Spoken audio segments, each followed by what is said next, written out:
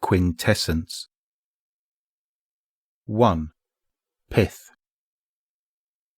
Keitel's feet stubbornly refused to touch the floor.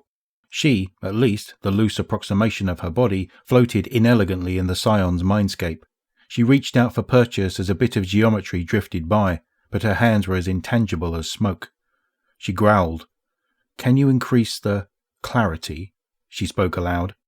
An indignant chirp filled her mind, a flutter of yellow, the tensile sensation of bending green wood. "Then try harder," she said, not without affection. The floor of the mindscape buckled and then rose to meet her. There was no sensation as she stood upright. She took a step. The space swirled around her, dense, gaseous, like walking inside a headache. She peered into the grey, unimpressed. Her tour of the arena where the Guardians and Lucent Hive would fight was proving disappointing. Is this all there is? The Scion sent her a telepathic explanation. Hosting lightless beings in a Scion's mindscape was like holding up a hazy mirror, reflecting what was held inside. It would be different, more tangible, for the Lucent Hive, for the Guardians. "For those with the light," she sighed, and as she did, a yellow glow lit the mist around her. She turned. Far above her manifested the immense visage of Dominus Gaul. Dirty white storm clouds swirled to form the peaks of his armour. He burned with light from within, triumphant even in defeat. She shook her head. A guardian with the synaptic spear would be able to destroy this aspect, but she was lightless and could never share the mindscape with another. She looked up at Gaul's beatific face with rising anger, ashamed that her image of him was so magnificent. The Scion sent her a sharp warning in response. Regret, guilt, danger. She understood. You face what you bring with you.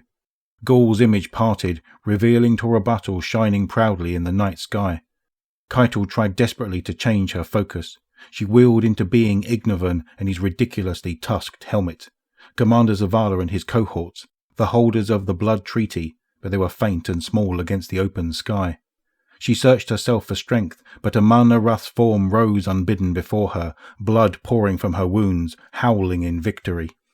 Keitel drew back. Torobatl withered in the sky, its greens and blues fouling to reds and blacks. Keitel choked on the stench of corpses piled on fields of ash, seas clotted with rot. Dark smoke poured from her dead world and framed the screaming face of Xivu Arath, and something loomed from behind it, something she knew.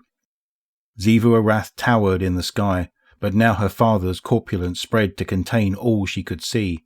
His finery was tarnished, his purple silks dripped with rank saliva, his gold armour caked with pus. His form swelled grotesquely as it surged towards her. His wet mouth opened, lips slick with sweet fat. His bulging eyes stared wildly at nothing. She saw the floor of the mindscape rise and transform into a barrier. The Scion was attempting to block Callus out. "No," she commanded, her voice tight. The barrier dissipated.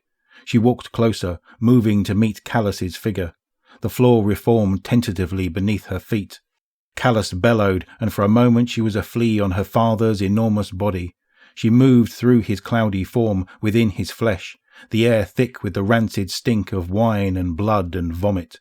She fought her way inward, through the billowing foulness of him, pushing deeper against the gagging smother of his heat. Her form began to lose definition. It threatened to be absorbed by the fetid system around her, and still she fought, and still she fought, until she reached the centre, where a form stood at peace in brilliant clarity, her tusks studded with gems, her armour glorious, her eyes clear, her muscles strong. "There you are," Keitel whispered, and smiled at herself.